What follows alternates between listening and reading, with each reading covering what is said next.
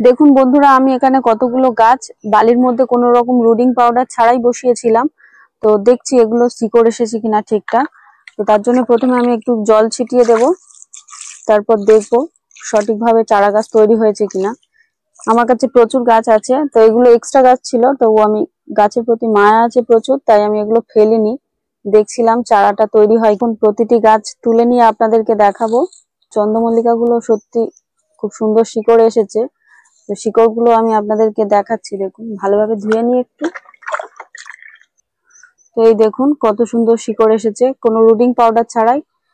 তো এরপর আমি এই তরুলতা গাছগুলোকে তুলে দেখবো এগুলোতেও শিকড় এসেছে কিনা। তো দেখুন আমি একে একে প্রত্যেকটি গাছ তুলে নিচ্ছি। এগুলো নিয়ে কি করব আমি নিজেও জানি না, তো আমি জাস্ট বসিয়ে দেখছিলাম হয় কিনা। দেখুন কত সুন্দর রুট চলে এসেছে, আমি ভাবতেও পারিনি এত সুন্দর রুট আসবে। এবং সবশেষে আমি দেখবো এই অ্যাটেনিয়াম গুলো হয়েছে কিনা। অ্যাটেনিয়াম গুলো আমি যদিও এই ফার্স্ট টাইম ট্রাই করলাম, অ্যাটেনিয়াম গুলো শিকড় আসেনি, কয়েকটাতে এসেছে আর কয়েকটাতে আসেনি। তো আমি এটা ফার্স্ট টাইম ট্রাই করে দেখছিলাম। এই যে দেখুন ট্রাই করতে কিন্তু একটাতে শিকড় চলে এসেছে। তো এরকম ভিডিও যদি আপনাদের ভালো লাগে তাহলে অবশ্যই একটি লাইক করবেন।